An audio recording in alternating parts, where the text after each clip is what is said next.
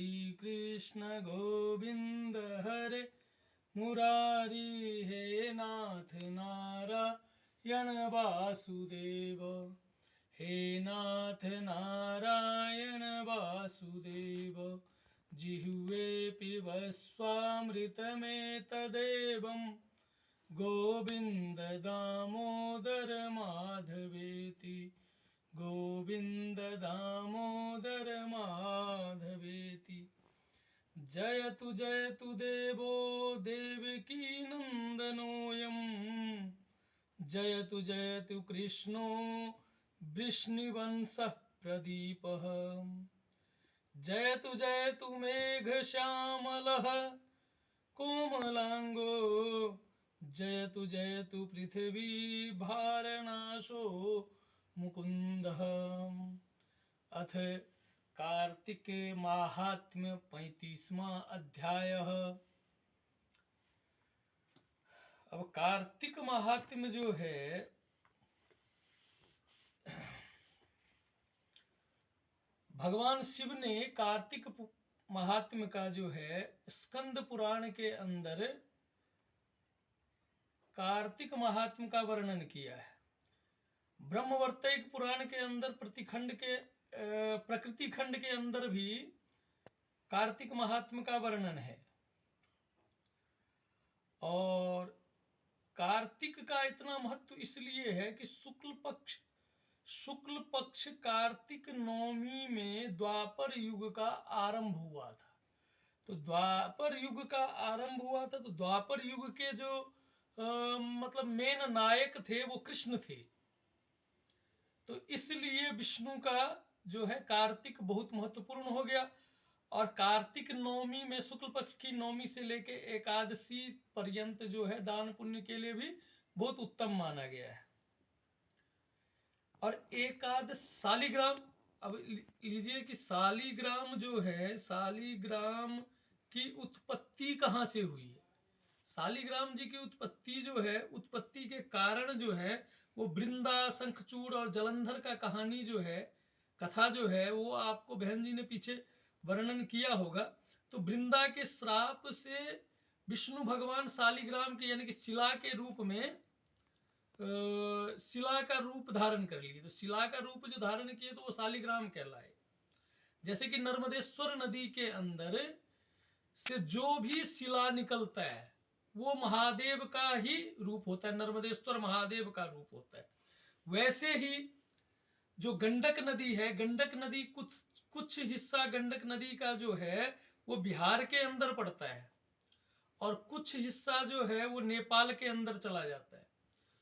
तो उस गंडक नदी से जो शिला निकलता है वो शालिग्राम के ही रूप होते हैं। और शालिग्राम का महत्व कितना है, शालिग्राम विष्णु भगवान का महत्व तो है ही, क्योंकि जो है लोकपालक है विष्णु भगवान। तो शालिग्राम के शिला का जो महत्व है वो मैं आपको बताता हूँ, कुछ प्रकाश डाल देता हूँ, फिर कथा पे आ जाएंगे हम। शालिग्राम जी के स्नान किए हुए जल को अपने ऊपर छिड़कने से जितने भी यज्ञ होते हैं उन सारे यज्ञों का जो पुण्य है वो हमें प्राप्त हो जाता है। और दूसरा, शालिग्राम का अभिषेक करने से, शालिग्राम जी के शिला का अभिषेक करने से जो पृथ्वी है, पृथ्वी के प्रदक्षिणा का पूरा ही फल प्राप्त हो जाता है। जो मृत्यु काल में शालिग्राम जी के स्नान किया हुआ चरणामृत हमें मिल जाए तो अगर कितना भी पापी आदमी हो वो पाप मुक्त हो जाता है और विष्णु लोक को प्रस्थान करता है, विष्णु दूत आते हैं उसके लिए। और शालिग्राम के शिला से वास्तु दोष भी नहीं होता घर के अंदर। लेकिन क्या है कि शालिग्राम का पूजन जो है वो एक जगह वर्णन है कि स्त्री को पूजन नहीं करना चाहिए शालिग्राम का, और कभी भी शालिग्राम के ऊपर चावल यानी कि अक्षत नहीं चढ़ाना चाहिए।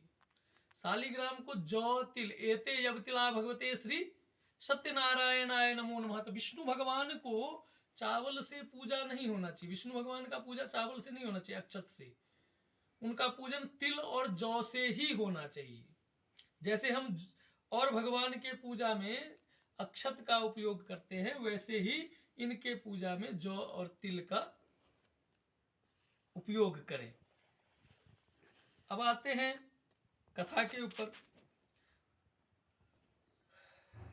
कथा जो है वो सूत जी से ऋषियों ने कहा कि हे सूत जी, तुलसी विवाह का विधिवत हमें जो है वो विधिवत आप वर्णन कीजिए, जिससे कि हमें उसका महत्व पता लगे। एक पौराणिक कथा भी है इसका, उसका विशेष अगर हम करेंगे तो उसमें समय नहीं होता है।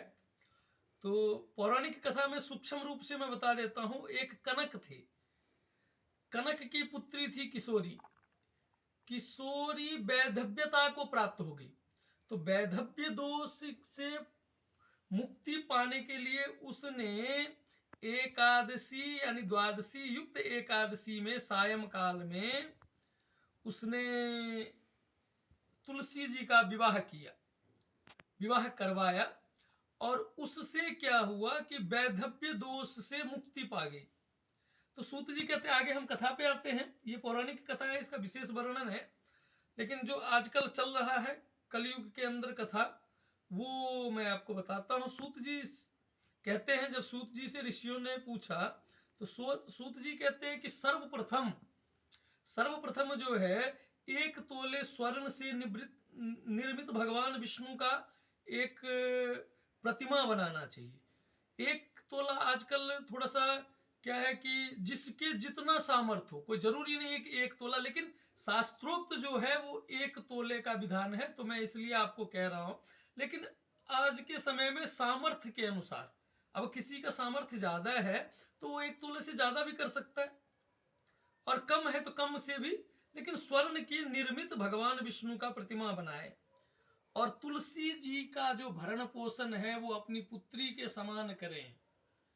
तुलसी जी का जो है वो पुत्री के समान करें, और उनको ठंड न लगे इसका भी उपाय करें। और सर्वप्रथम गौरी और गणेश का आवाहन करें। अगर समय है तो नवग्रह आदि षोडश मातृका वगैरह का भी आवाहन करें, स्वस्ति वाचन करें। और इसके अंदर तुलसी विवाह जो कोई भी करवाए उसको तुलसी विवाह कराने से कन्यादान करने का फल प्राप्त होता है।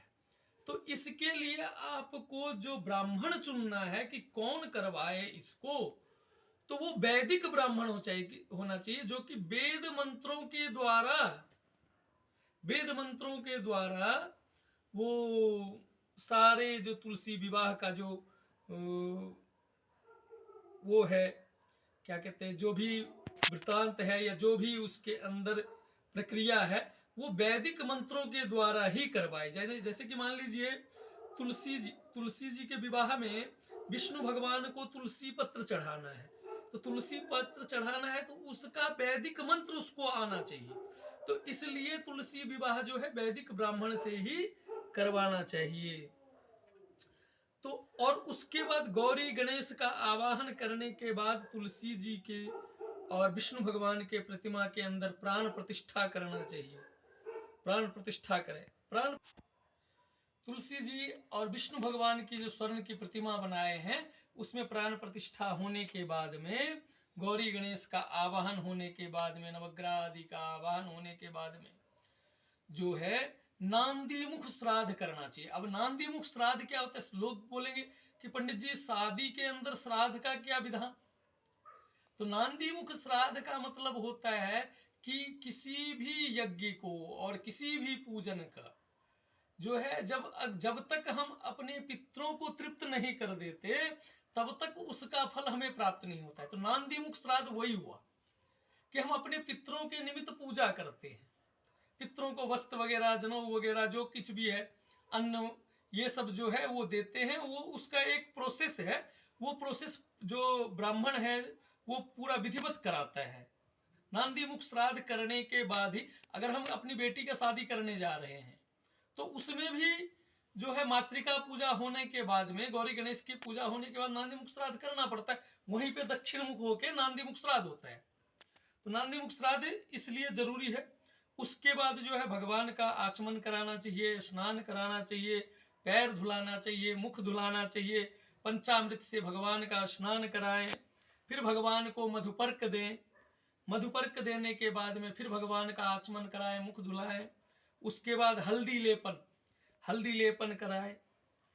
और ये सब जो है अभ्यंग गोधुली बेला में जो हो, गोधुली बेला में जो हो तो सबसे उत्तम है।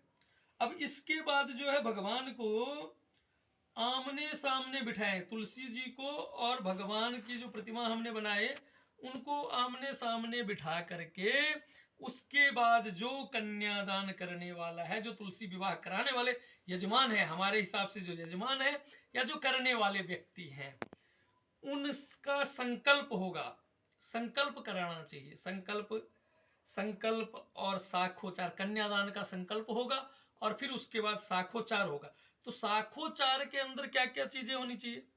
साखोचार के अंदर जो करने वाला है, कन्यादान करने वाला है, उसके पिता, पितामह, पर पितामह, वृद्ध पर पितामह और वृद्ध पर पितामह, इन सब का जो है नाम आता है, इनका उच्चारण होता है।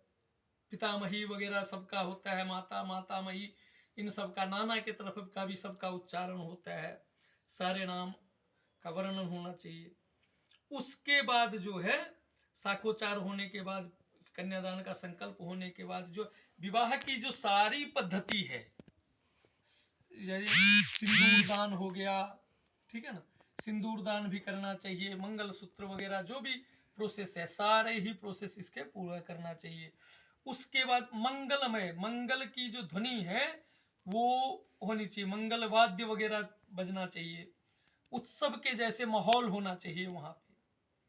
और उसके बाद जब हो जाए तो रात्रि जागरण करे, ये नहीं कि रात्रि में सो जाए, रात्रि में विष्णु भगवान का स्मरण करना चाहिए, तुलसी माता का स्मरण करना चाहिए।